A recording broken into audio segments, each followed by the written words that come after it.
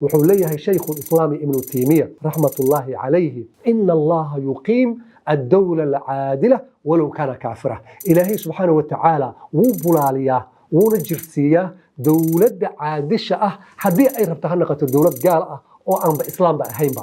Bismillahir Rahmanir Rahim. Marka la ku soo dhawaada xalqadii labaad ee barnaamijka halbeegyada lagu dooranayo qof kasta ee la rabo position hogaamineed in loo dhiibo.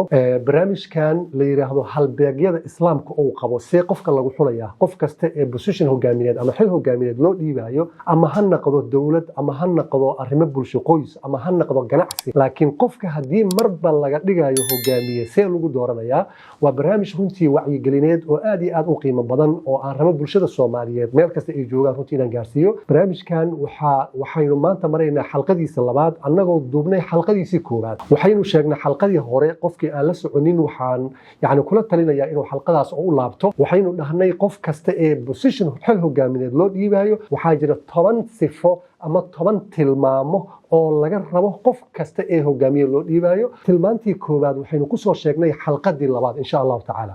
Marka tilmaanta labaad ee qof kasta ee xil hogaamineed boos hogaamineed loo dhiibayo waa in uu yahay qof caadil ah oo cadaalad sameynaya. Waxaan ognahay cadaaladdu heerka ay ka taagan tahay islaamka marka la joogo waa sifo ama tilmaan aad iyo aad runtii u qiimo badan. wax aan cadaalad lagu sameeyna macnaheedu ma bulaalaan mana jiraan.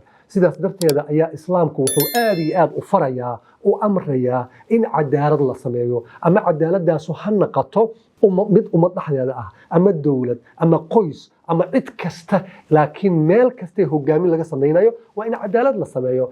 sababtoo ah cadaaladdu waa asaasul mulk. boqortooyo hadaad aragto ama boqortanimo waxa asaas u ah oo laga fiiriyaa waxa loo yaqaano cadaaladda ayaa laga fiiriyaa. that's why islaamku uu aad iyo aad ayadaha quraanka u dhiirigelinaya wa idha hakamtum bayna an-nasi an tahkumu bil adl. wardad yahow hadaa dadka xukumaysaan waradka cadaalad u sameeya, dadka eexda ka daaya, dulmiga ka daaya, cadaalad darrada ka daaya. waxaan ognahay ama aan la soconaa markii taariikhda wadankayna aan dib u eegno burburka nagu dhacay, dhibaatada nagu dhacday, midda hadda haysata runtii waxa asaas u ah cadaalad darrada mujtamaca iyo bulshada dhexdeeda ka kala jira ayaa runtii aad iyo aad u ah. markasto oo aan cadaaladda kordhinaa, markasto waa in aan ummad ahaan iyo dawlad ahaan runtii aan aad iyo aad aan u bulaalnaa. sababtoo cadaaladda waa lagu bulaalaa, dulmigana waa lagu dhacaa oo hoos ayaa loogu galaa. wuxuu leeyahay Sheikh al-Islam Ibn Taymiyyah rahmatullahi alayhi inna Allah yuqim ad-dawla al-'adila walau kana kafira.